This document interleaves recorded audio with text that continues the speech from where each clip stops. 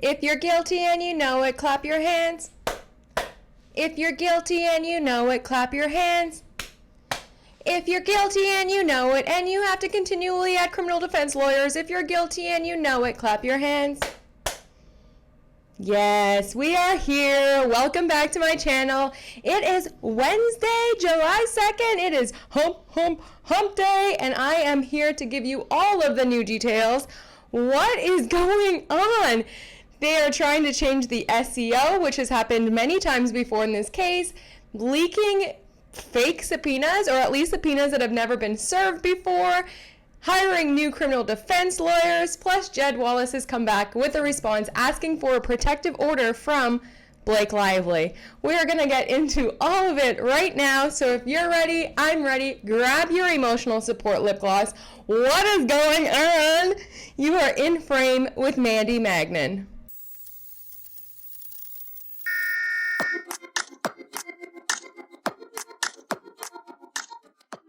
Canada, I have some questions, because if not being able to read the room was an award, you should now receive it, because not Canada giving Ryan Reynolds an Order of Canada honor. Yes, he received this yesterday on Canada Day.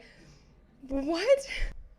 The Order of Canada is quoted to be the cornerstone of Canadian honor systems, and it's presented by the Governor General. It recognizes outstanding achievement, dedication to the community, and service to the nation.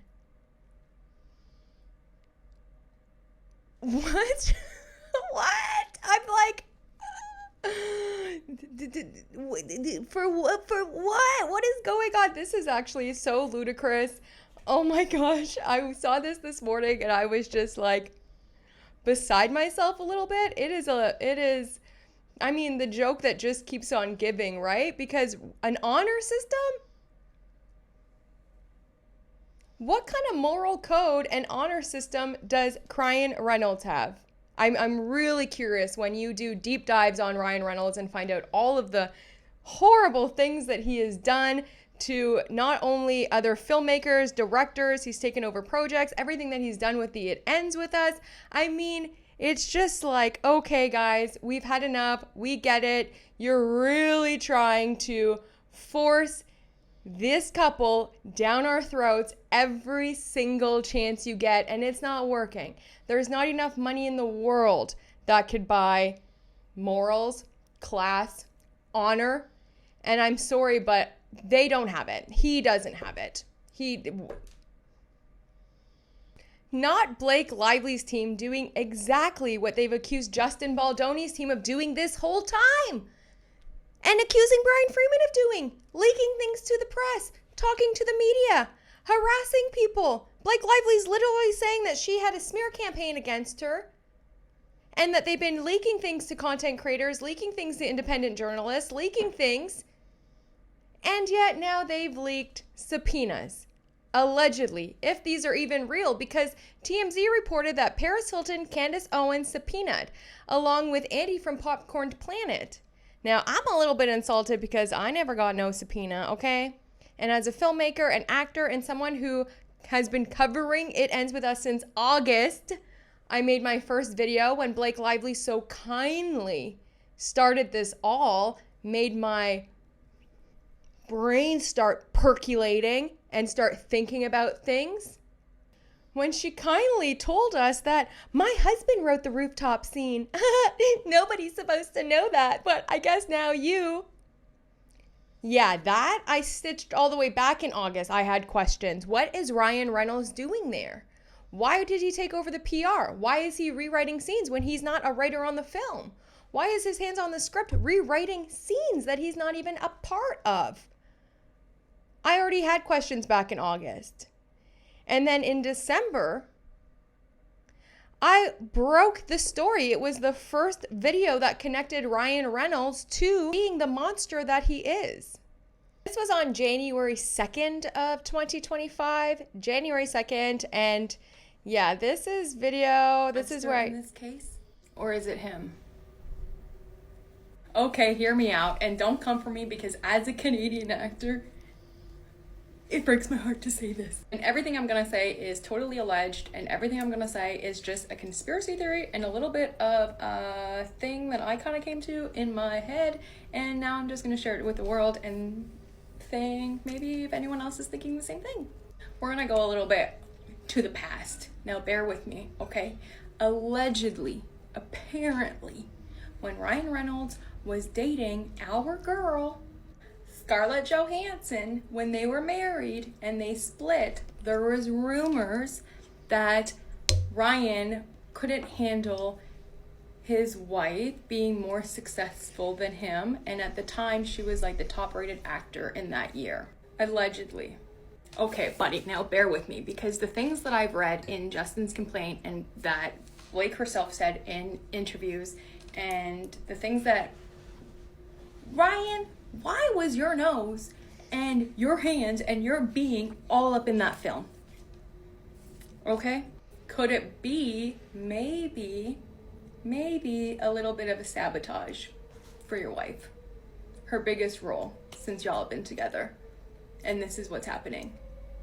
And you were all up in there. In Justin's lawsuit and his claim, he claims that one night Ryan Reynolds came at him so hard, he has, one, never been spoken to like that before, and two, was traumatized by his behavior and actions towards him. So my question is, Ryan, what director that you've ever worked in your own projects, have you ever treated like that? I would like to know what projects you've been in where you've taken the script home and Blake has rewritten scenes. I would like to know. What projects have you been on that you've kicked the director out of the editing room?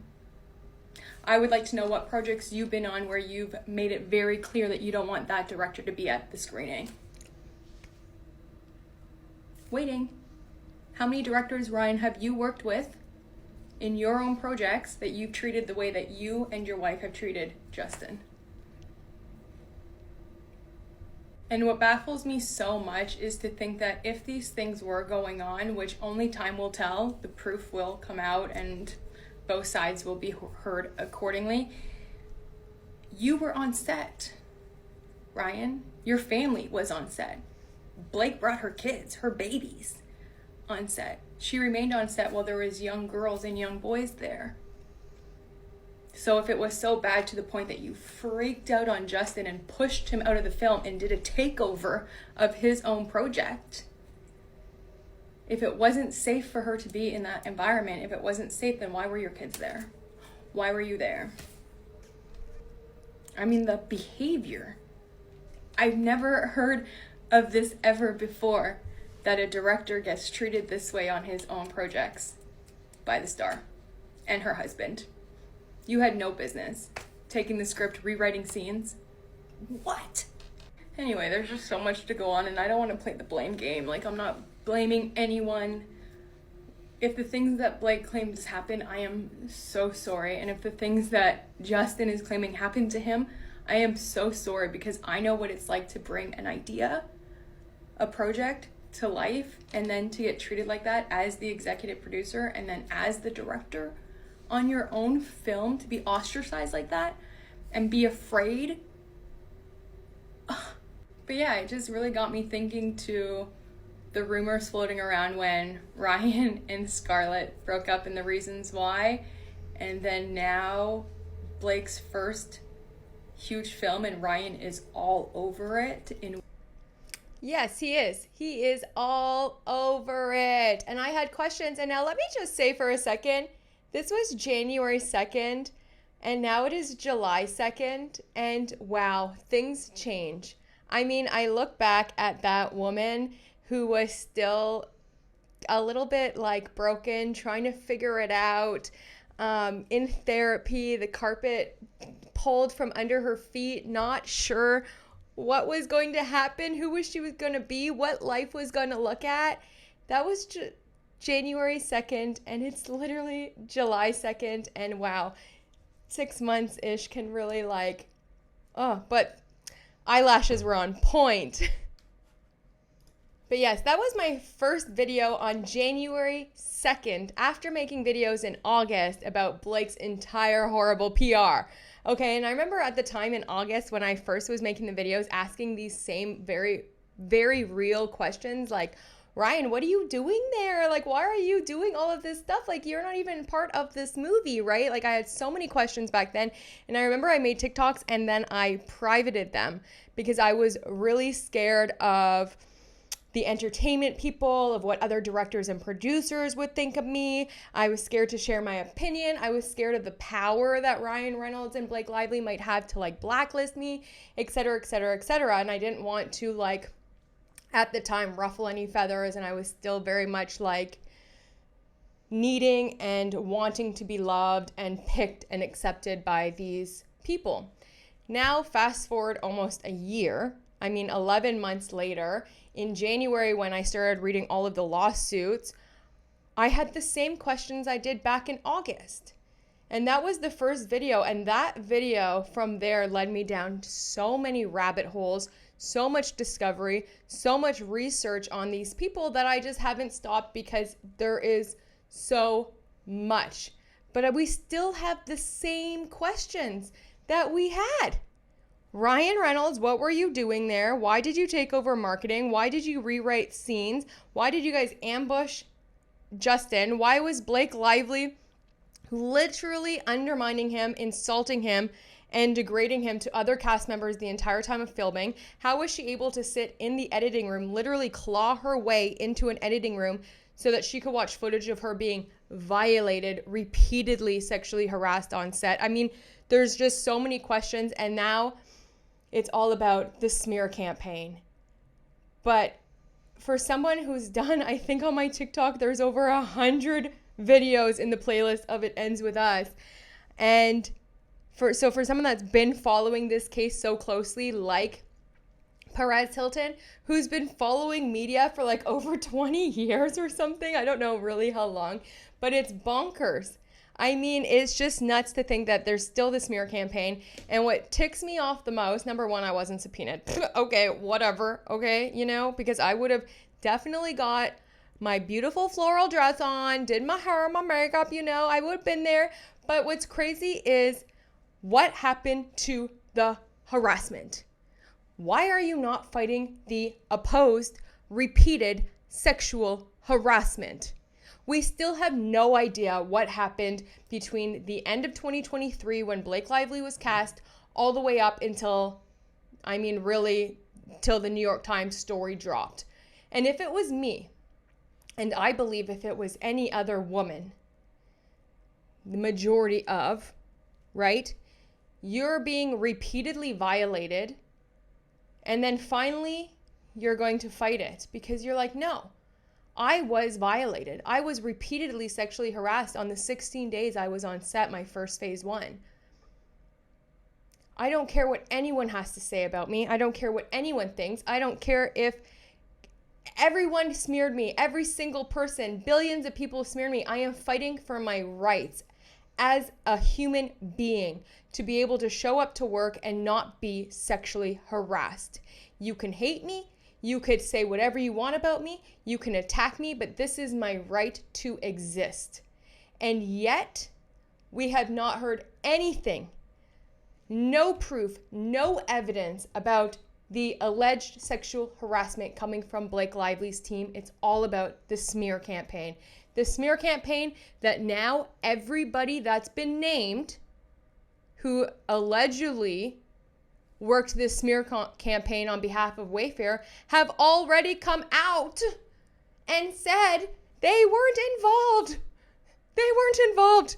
They were just reporting on what was already happening and what was already going viral. And please remember that the smear campaign against Blake Lively, this smear campaign, it started when she was being cast in 2023. When the casting notice went out, people weren't messing with her. Because a bunch of people already knew she was a mean girl. People already weren't messing with her. People were like, you know what, if you want to show up at the Met Gala and give us a nice dress, we'll give you that. But stay in your lane. You're not a Lily Bloom. Then the wardrobe came out, first pics of the wardrobe. People were torn apart from Blake's admission as well as from Justin's own admission. And it was all everywhere online, right? It was already happening the entire time. You didn't have to wait till the PR press. But as a smart businesswoman, and as your husband claims to be, since he's on Time 100 for maximum effort, as a smart businessman, you would have taken the PR that you already received, that bad PR.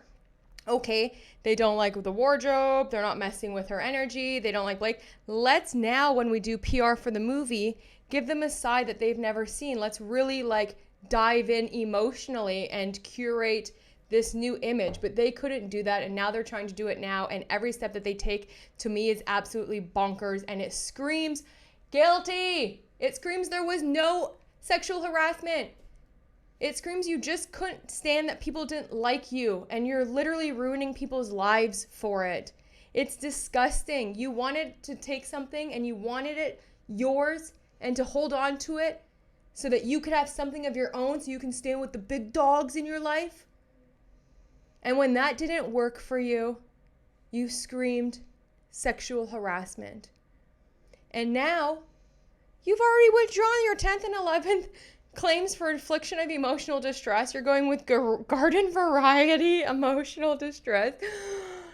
But the smear campaign is what we're fighting. You believe it, you believe it, you believe it. Absolutely bonkers.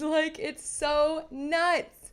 And now we see exactly where Blake's team is I've said it once, I've said it a million times. Blake Lively's team, that includes her little husband over there, okay, her little husband, they project everything that they do, they think other people are doing. This is just another example of it, as well as they lie and they tell on themselves. And this is just one step where I think that they are telling on themselves so hard, because this is TMZ, not TMZ reporting that Perez Hilton, Candace Owens subpoenaed working with Baldoni. Ooh, shady. The ongoing legal war between Blake Lively and Justin Baldoni has taken another turn, with notable online personalities being drawn into the fight over possible collusion via their Blake-bashing commentary. A source with direct knowledge tells TMZ Perez Hilton, Candace Owens, and Andy Signor have all been subpoenaed to turn over any and all communications with Justin Baldoni and the Wayfarer parties. The subpoena may be connected to the judge's order earlier this month allowing Blake to take discovery in order to uncover the alleged lengths, if any, Baldoni's side may have gone to in working with notable anti-Blake content creators as part of the alleged smear campaign. Hilton, Owens, and Signor have all used their sizable digital platforms to discuss case developments, and the trio's commentary has largely hated on Blake's claims, while propping up Baldoni's side and his $400 million countersuit. That is, until it was dismissed. In fact, it was popular YouTuber Signor via his channel Popcorn Planet who claimed the exclusive, featuring Baldoni lawyer Brian Friedman's statement as to why the Wayfarer parties chose to forego amending their dismissal lawsuit. I will say on this note that when I did see Andy and Popcorn Planet say that they had a statement by Brian Friedman and it was on a Word doc, I was like, let me just wait until we get an official statement from Brian Friedman, because it was kind of weird that it was on a Word doc like that and he was the only one that had reported it. So that does seem like there is a source there. But again, clearly here, Blake Lively's people are talking to TMZ. They've been talking to people. They go on freaking CNN. You know what I mean? As you know, Blake scored a big win earlier this month when a judge tossed out the claims Baldoni made against Lively, her husband, Ryan Reynolds, and the New York Times in the massive monetary lawsuit. Baldoni accused them of defamation over an article about Justin's ugly feud with Blake behind the scenes of their 2024 film, It Ends With Us. He insisted it was all part of a smear campaign against him. We've heard back from Candace, who said for the moment she's unaware of the court's docs. Owen says, given the fact that I have not received any subpoena yet, I appreciate Blake's team leaking this to TMZ to alert me to it. And of course, I have not the slightest idea what I am being subpoenaed for, as I knew none of these parties when their respective lawsuits were filed. But stay tuned and I'll let audiences know on my podcast. A lawyer for Signor also said at the moment he's unaware of the situation. His attorneys say, "My client has not been served with any legal process at this time. Should service occur, we intend to vigorously defend against any claims and will protect the confidentiality of sources on both sides." Perez issued his response on his YouTube channel. "We've reached out to reps for Blake and Justin for comment. So far, no word back." So interesting. And what is so shady of TMZ right here is they don't even say who wrote this article. They just say by TMZ staff, which is like, take some accountability. Okay, like this is bonkers. Especially since when they came out with the news story and Candace showed receipts of this, they gave them 6 minutes. You have 6 minutes, period. If someone reaches out for a comment about a subpoena in a legal case, you get 6 minutes. That's how long TMZ gave before they filed this story. And it's bonkers because everyone that's named in here has come out and made a statement, and their statements are like, whoa, I didn't know I was being subpoenaed. Like, what? What's going on? This is crazy. Candace Owens, even on her live, pulled out her phone, searched Blake Lively, and she talked about her once. I believe she said it like 2019, and then about her engagement ring or something, or her wedding ring. She was talking with a friend about wedding rings or something. And then again, when she just told her editor, in 2025 or in 2024, we should follow the Blake Lively thing. And she made one story, the entire year of 2024, made one story, and it has to do with the baby bump interview, you know? So what are y'all, like, this is the biggest fishing expedition. But what they are doing, and they've done this before, and I'm going to pull up receipts right now when they've done this, is they are trying to change the SEO, the search engine optimization. Because today now when you Google Blake Lively, Ryan Reynolds, and it has to do with subpoenas, you'll get these articles that they're subpoenaing content creators. Content creators have been subpoenaed who have been working with Justin Baldoni, et cetera, et cetera, et cetera. Now, when did this happen before? Well, this happened before when Blake Lively was being attacked for using yummy with no teeth. I'm a no teeth Blake Lively. Remember this text message that came out and everyone after reading it was all over like, what is she saying? She's literally being so sexually forward, so sexually suggestive to Justin Baldoni in all of her text messages. This one text in particular where she says, "I can send you my pass at the roof or just read it with you when we get together next week. Let me know what you prefer," smiley face. "If you knew me in person longer, you'd have a sense of how flirty and yummy the ball busting would play. It's my love language. Spicy and playfully bold, never with teeth." Arr. And him serving it back to her is just as important. You don't usually see both the man and the woman with such agency and humor. "Anyway, I can act it out for you next week to make sure it comes through, or I can send now. Let me know what you prefer. XX. Do you know what Justin Baldoni comes through? "Sorry, was crying my eyes out as kids and family just left for another 5 weeks and it was a shit show." As in, girl, I got a wife and kids. And the same thing happened in the dance montage. She's going, he kept bringing it back to his wife, what him and his wife do. Married, not interested, but everyone was going on. When we read this, like, no teeth, lively, spicy and playful, yummy ball busting. This was at the exact same time that, sadly, Michelle Trachtenberg passed away. Blake Lively had been silenced, quiet. Not one post, not one story, not anything since dropping her CRD, and took to Instagram for the first time. And now she can't get off of it. Now, I mean, wow, what an icebreaker. Really, really tragic that you waited for an exact moment for you to come back. And she posted this one thing and since has acting like everything's fine now. Everything's great, And why? Because in here she wrote, "And she always had yummy caramel smelling lip gloss on because she didn't just want to sparkle on camera. She liked creating a nice experience for anyone who was in her orbit." And you know what that did at the time? It changed the entire SEO for days. Every time you looked up Blake Lively, yummy, anything to do with Blake or the words like yummy, because before she wrote this Instagram post, it would pull up those texts from Justin Baldoni. Then after this, for days and days and days, that's what you got when you Googled it. This is a game. They are trying to change the narrative from looking up Vanzan subpoenas to now you'll get content creators being subpoenaed because they're working with Justin Baldoni. Y'all think we're just stupid at this point? Blake, you think this is gonna work? The only people I know that are happy right now, definitely, are all the people Blake and Ryan are hiring. They're hoping they never settle this case because they just keep hiring and hiring and hiring and paying more and more and more people when they still have nada, nothing, zilch.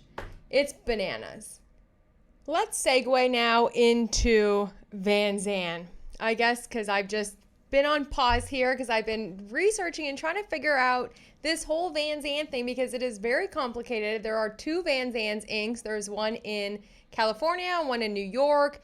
And what is going on with Vanzan? I mean, it's just so shady. You can't hide from it. It's so shady. Now Ryan Reynolds has come out and filed his biennial, which is every 2-year incorporated contracts with Vanzan, and he put himself as CEO. It's very strange. I saw this post on Instagram, which kind of like breaks it down a little bit, and I thought it was pretty good to go over. And as it says at the top, Vanzan, California, and New York are separate business entities, which makes me even more confused because why do y'all have two business entities? The one that Blake Lively put her name under as CEO was the Vanzan in California. Ryan Reynolds has now just put his name as CEO as Vanzan in New York. And this just happened a couple of days ago after they're trying to subpoena and they called Blake Lively Vanzan in the latest motion in the court with Jones versus Abel. Now Ryan Reynolds put his name on it. Why are there two and why are you both attached to them? There's some shady stuff going on. It's so wild, but let's just go over the history of Vanzan, and I do have some business receipts and stuff because I think just as confused as everyone else because until this comes out in the bathwater, I don't think we're ever going to know what these people are truly capable of and what they're hiding. Vanzan Inc. in California was originally registered in September of 2010 as a foreign out-of-state corporation with the California Secretary of State. In 2013, that entity was forfeited or dissolved for failing to pay California franchises tax board fees, and it was marked as inactive ever since. So it was created in 2010. In 2013, it was dissolved. In August of 2021, a statement of information was filed under the name Vanzan Incorporated on the same record as the defunct entity. This filing included no state of incorporation and appears to have been in error, likely by a third-party business manager. September 18th of 2023, another statement of information was submitted for the same inactive record. Again, despite Vanzan Inc. in California being dissolved a decade earlier. So according to what I could find on the internet and a chat GPT to help me out, they're saying behind these filings, in 2010, the filing was made by someone named Rothschild. He registered Vanzan Inc. California. The 2021-2023 filings and refilings were submitted by Eric Binder, a business manager acting for a separate New York-based Vanzan Inc. So they've always been connected. And then the California filings listed individuals named Blake Reynolds, CEO, Eric Binder, and Eric Rothschild as official agents through the California entity itself, and it hasn't been active since 2013. And this is the state of California. This is the California Civil Rights Department. This is the information of corporation. And this was filed on September 18th, 2023, Vanzan Incorporated. And then you'll see where I've highlighted here, it does say officer name is Blake Reynolds. You have the address, which they use the same address for everywhere. It's this one address in New York. That's what kind of like, I mean, the building is huge and so many people use that, including Liz Plank has used it, which is crazy. I mean, there's just so many ties. And she listed herself as Chief Executive Officer, Secretary, Chief Financial Officer. This was in September 18th, 2023, to an inactive Vanzan Incorporation in California. Now, Vanzan Inc., which is a completely separate legal entity in New York, was incorporated in New York on January 23rd, 2019. It remains active. The agent for service listed is ML Management Associates, and that's located at that same address. And it's likely linked to Binder's management firm. Yeah, obviously. So we can see here just in the summary table, the California entity was filed in September of 2010, inactive and forfeited in 2013. And then in 2019, a domestic corporation opened under Vanzan in New York. So I think Blake Lively maybe attached herself to the one in California because maybe that's where she was originally trying to like bamboozle her way for this film or something. I don't know what's going on, but just a couple days ago, Ryan Reynolds did file his report. It's due every 2 years, and he put his name on as the CEO for the New York entity. As of today, in the California Vanzan Inc., Blake Reynolds is still listed as CEO of that one in California. But the Vanzan Inc. in New York, the domestic business corporation, which I mean now has officers, and it is Ryan Reynolds who put his name in there with that same mailing address of 888 7th Avenue. And it does say Chief Executive Officer name, Ryan Reynolds. So now there are two Vanzan Incs., one inactive that Blake Lively already attached her name to in 2023. And now we know that the Vanzan in New York, which is the Vanzan Inc., that subpoenaed Stephanie motherfucking Jones, is Ryan Reynolds's. And why I think they did this at this time is because in the last reply that Jennifer Abel did with her lawyers, Ms. Garofalo, so the Wayfair parties responded to Vanzan and Blake Lively, and they said right here, and it's in red, Lively is Vanzan. Lively herself produced the documents Vanzan obtained from Jones pursuant to Vanzan's state court subpoena. In other words, Lively is Vanzan, and there can be no legitimate contention that it is unduly burdensome for Vanzan to produce the communications responsive to request number 9. So they're making it very clear to us. They really want us to know that Lively is not Vanzan. Her little husband, the Honorable Ryan Reynolds, is. Okay, so if that's the case, then why would Lively be able to use a company that she's not even a part of to serve an illegal sham subpoena in a fake lawsuit to get illegal text messages from somebody else's phone? Because if you remember, what was said is like there was like breach of contract with Lively, all of this stuff, but they didn't have a breach of contract. If Lively isn't Vanzan, then the subpoena is definitely a lie. Because if Ryan Reynolds is his company served that sham subpoena on behalf of Blake Lively, they didn't have a contract with Stephanie motherfucking Jones. Like, y'all are doing too much. You're just spinning the wheels here, and it's making you look very, very, very guilty.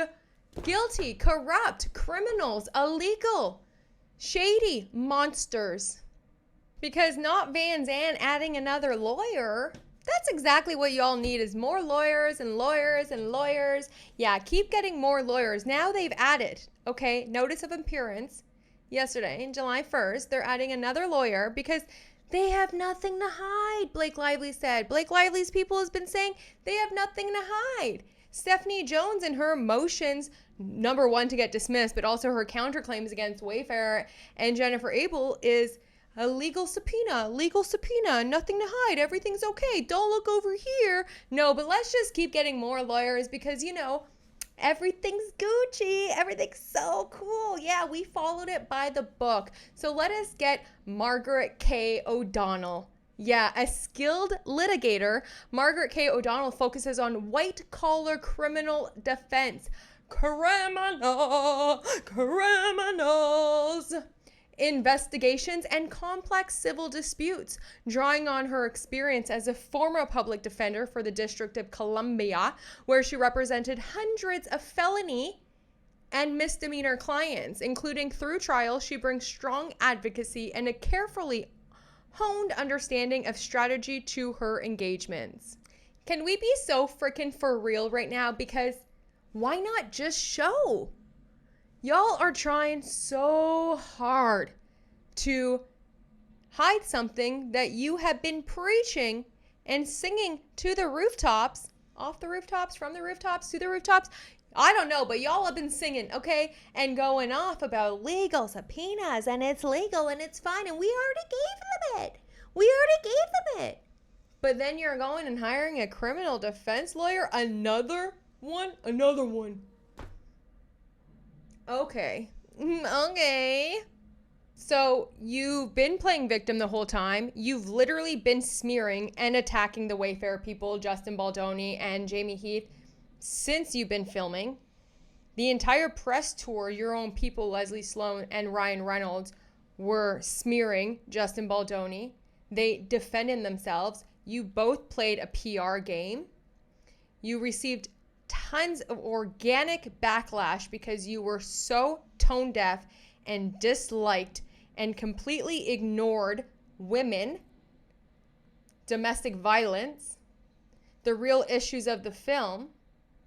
And now you want to advocate for all women, and you made up some huge lie, and you keep going with the lies. And I know some people, y'all, if anybody is tired of dealing with Blake, it's Jed Wallace. I mean, it's all of us. But it's just gone a little bit cuckoo bananas.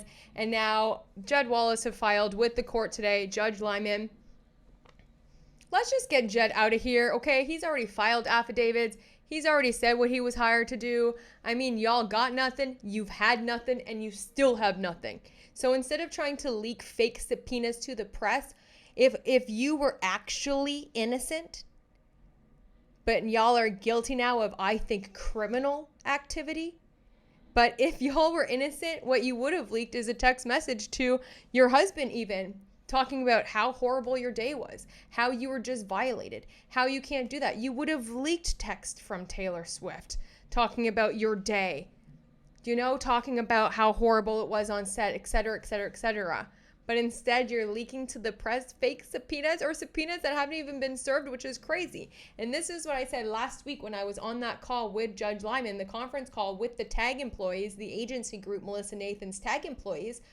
The lawyer for TAG at the very end of the call was like, "Dear Judge Lyman, I just want to put it on record. I want the court to note that even though Lively's people has said that they are starting third-party and non-party depositions, my clients haven't received anything. They haven't been subpoenaed. They haven't got any notice of when their deposition is. Lively's people are saying, oh yeah, it's starting mid-July and going to August, but we don't even know about it yet. So just let the court note that even though Lively's people are saying this, we don't know anything about it." And now they're doing the exact same thing with content creators. I mean, when do the lies stop? When is enough enough?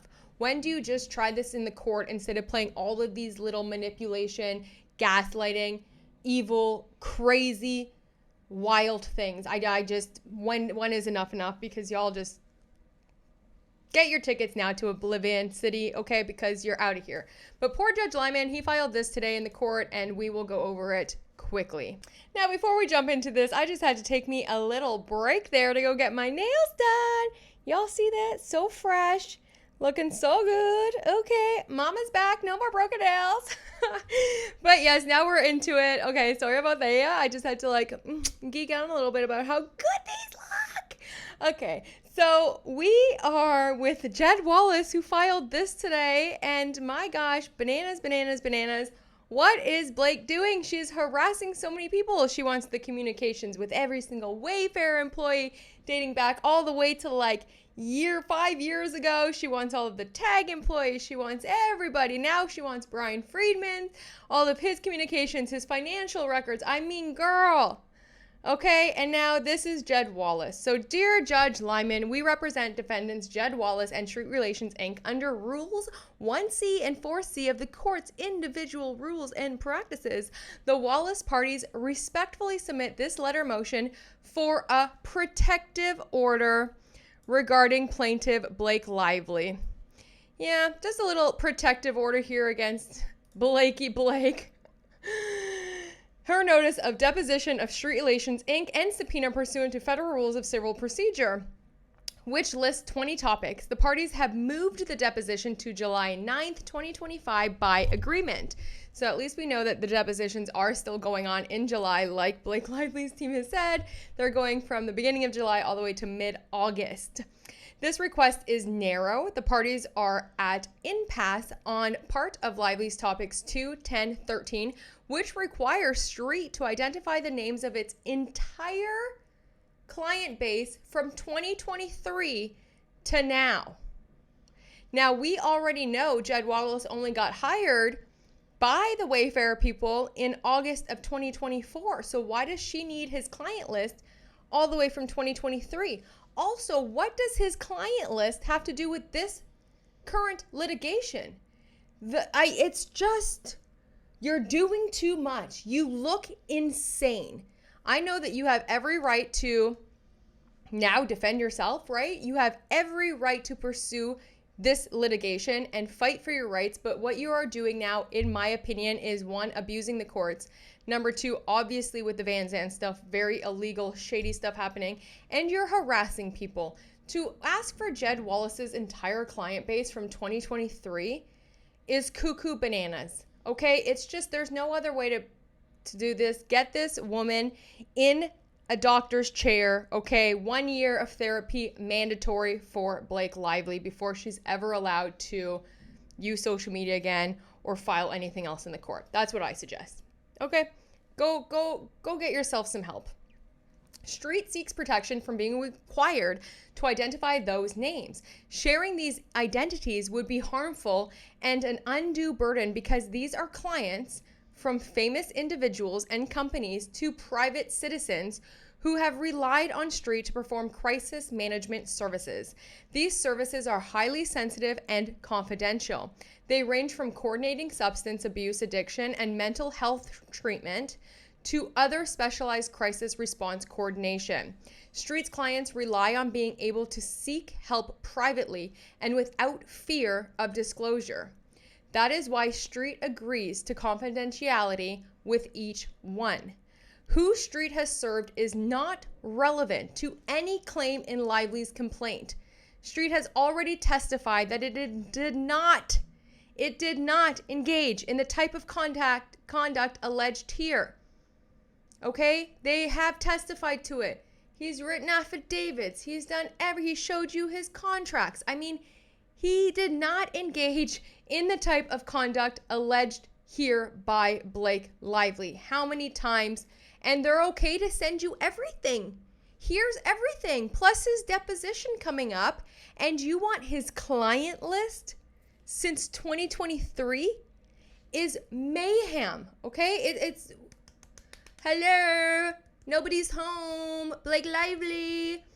The only people winning here are Blake's lawyers because they are making bank off of all of these ridiculous requests.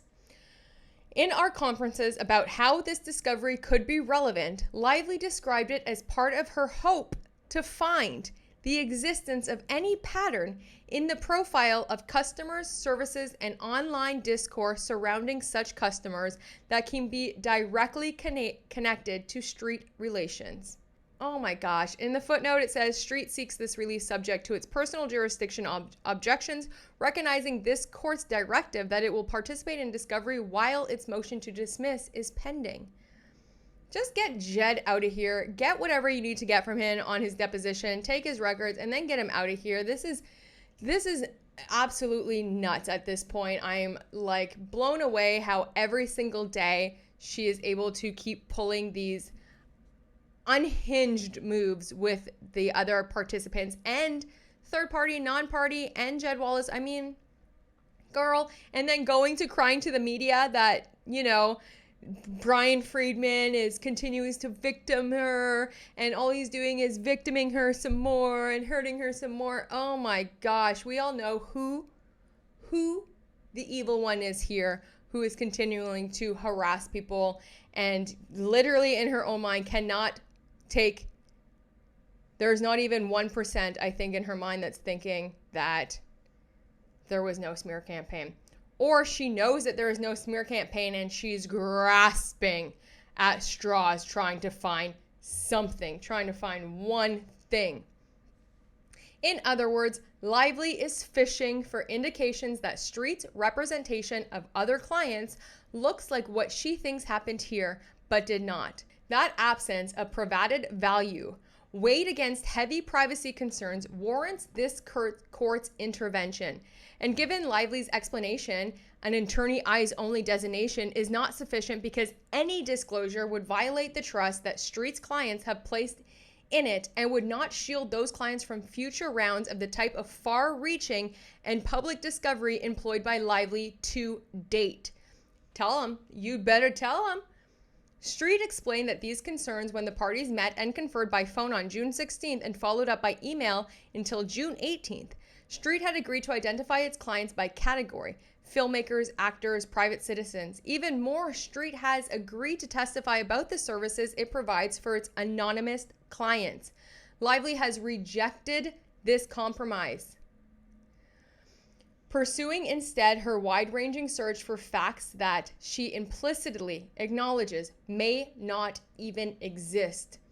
But it has long been the rule in this circuit that the parties should not be permitted to roam in shadow zones of relevancy and to explore matter which does not presently appear Gurman on the theory that it might conceivably become so.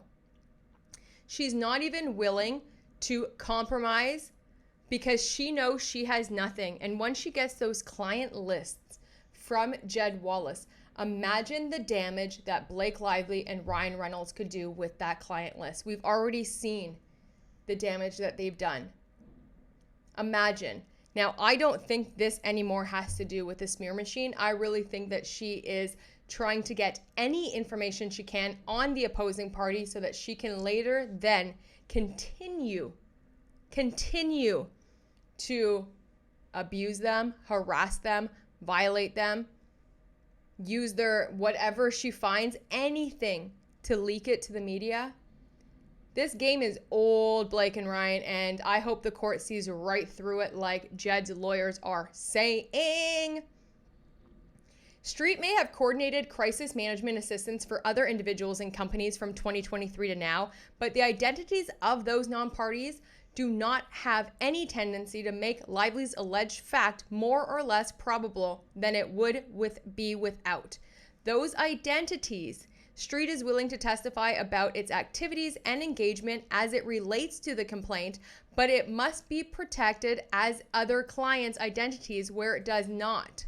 So basically he's saying, I'll talk about everything that I do and everything I've done for every client since 2023. I'll put them into categories for you. I'll talk about the services that I've done for these clients, but I'm not going to give you the freaking clients' names.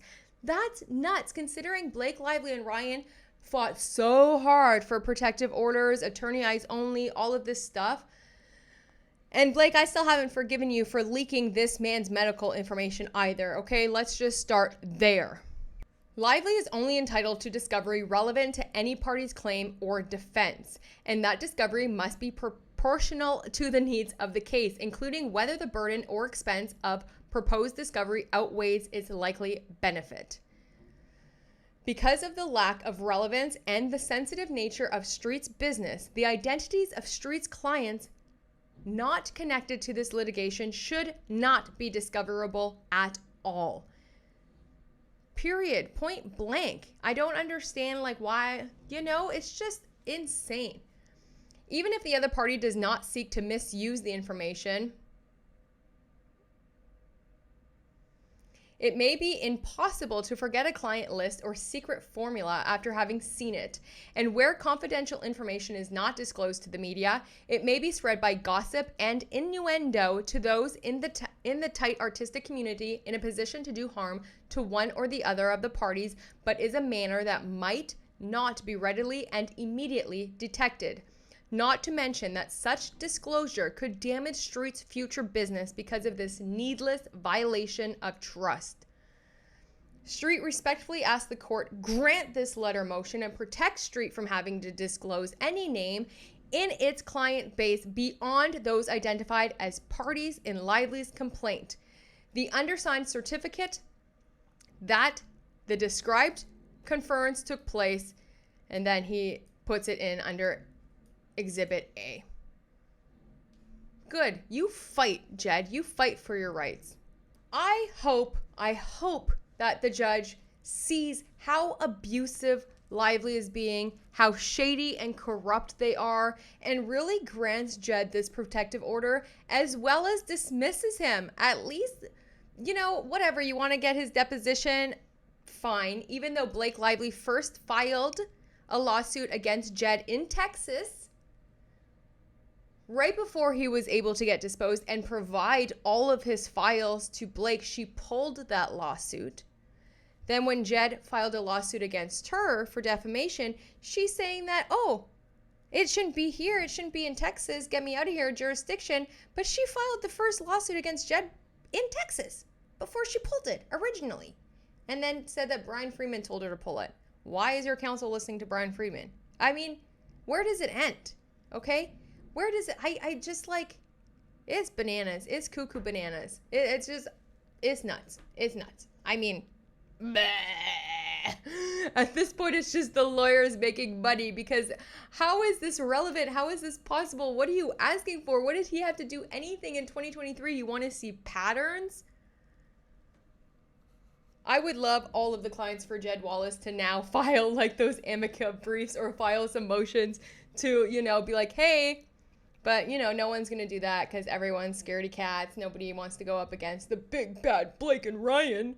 And now it would be very weird and strange of me, I suppose, to not bring up that the verdict did come back for P. Diddy today, Sean Combs. They were charging him on 5 counts, and today he was only found guilty of 2 of those counts. So Sean Diddy Combs, okay, they're trying to actually right now try to get him to walk out of that court. The lawyer's like, let him go. The judge's like, oh, so you mean let him just walk away? And he's like, yeah. And he's like, what? Let me think. Hold the phone. But the most serious charges against him was sex trafficking and racketeering conspiracy. And the jury found him guilty of only 2 of the lesser charges, which was prostitution-related charges. And it does carry some years. Allegedly, I heard that it could lead up to 10 years per charge or whatever. So this is kind of wild. But is it really? I mean, I haven't covered the Diddy case here because there was just so much going on, and I just wanted to focus, where I've been focusing my energy, and there was a lot every single day. But from what I did see and what I did follow, and I was literally having this conversation yesterday with a friend, and we had actually both said that we believe that the verdict will come back and not have him found guilty for the racketeering and the trafficking. And I only said that because when I heard that this trial was going to go on and I heard of the charges, I thought, oh, for sure it's going down. For sure they're going to bring in all the people that were at the party. For sure the celebrities in Hollywood are going down. For sure they're going to bring in all the people at the white party. They're going to talk to all of the victims, the children that were at those parties. They're going to have video evidence. They're going to bring in all of that stuff. And not to take aside from what happened to Kid Cudi came and testified his car was, what Diddy did to him was crazy. Cassie, of course, her story was heartbreaking. We all saw the video in the hotel room. Then there was the Jane Doe, 50 Cent's ex-wife, who to this day is still getting a monthly allowance from Diddy. But I found it, for those other charges, I thought for sure that some politicians, celebrities, millionaires, billionaires, everyone was going down. I thought they were going to just have the big picture, and finally, there'd be some accountability for what was going on. And didn't exactly get that. Now my heart does go out to the victims who did testify, and anybody who has been a victim or associated at these Hollywood parties.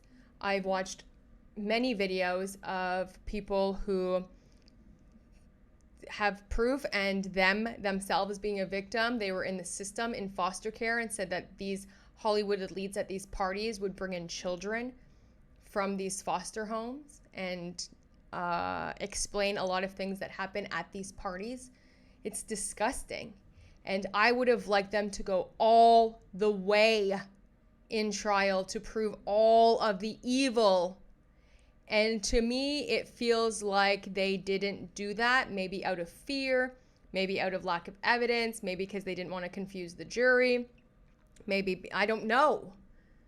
But I was like, why aren't all of these other people going down? Where are all of the other people that were at the parties? Where's all the people of the video evidence? Where's all the...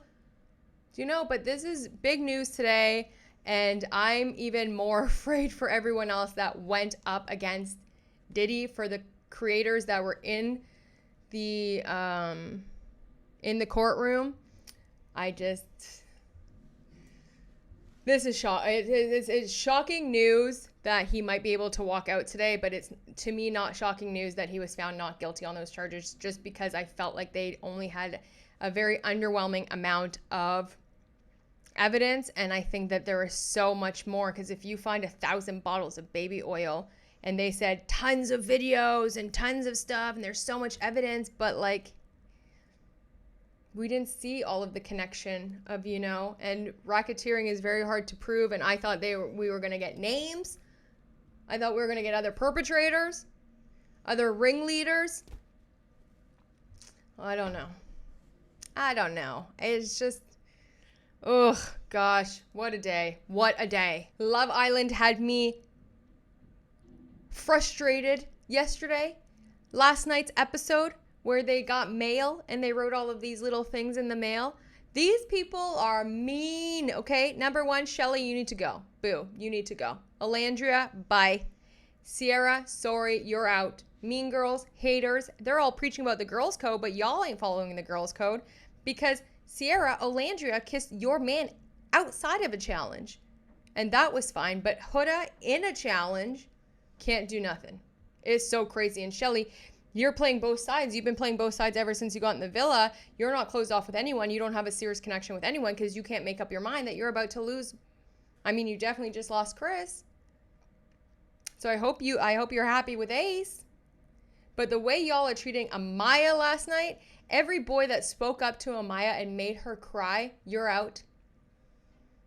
The girls I just mentioned, you got to go. Throw Iris in there too. Okay? I'm rooting now for Huda and Chris, Amaya and whoever she ends up with, but I don't think it should be Zach. That's over. Okay? And like, there's just some, it's just, what are you guys doing? But honestly, this must have been one of my favorite moments from last night's episode, because they said, stand on business, Taylor. Stand on business. I could have left you vulnerable. She gave you 5 minutes of conversation. That was enough for you to stand up. Can I finish? Go ahead. I let you. It's my experience too. She still didn't I'm not moving to keep you here. You feel me? Right. I'm moving to make a connection. Whoever I make a connection with. So that was my whole plan throughout here. And the way you was thinking was, you want me to move for you. Ooh. He stood on business. To Taylor from ? Make up your mind. Make up your mind. Make up your mind. I thought he already did when he already picked Clark. He had a choice already to recouple with Clark or stay with Alandria. He already picked Clark. But now you're going to push this man again? Make up your mind? Okay. Well, since y'all want me to make up my mind right now. Anybody want to say who wrote it?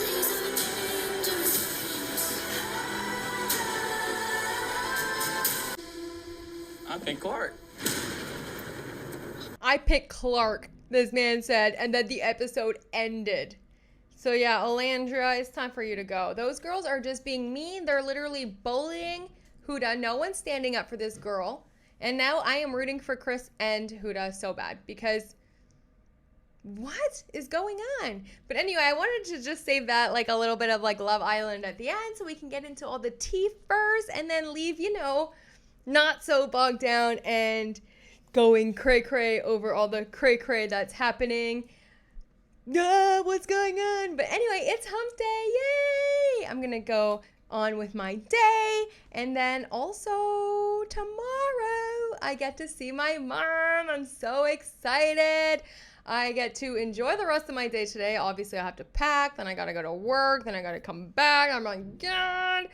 But then tomorrow, I get to see my mom and give her the biggest hug and spend a week back home. And I am just so excited for that.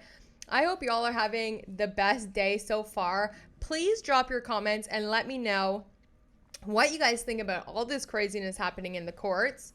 Okay, all of this craziness about the Diddy thing. What?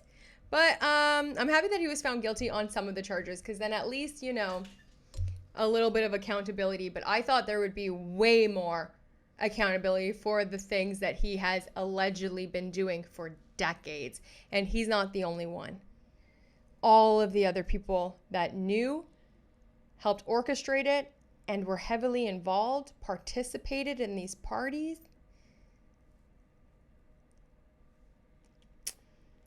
Gross. Gross.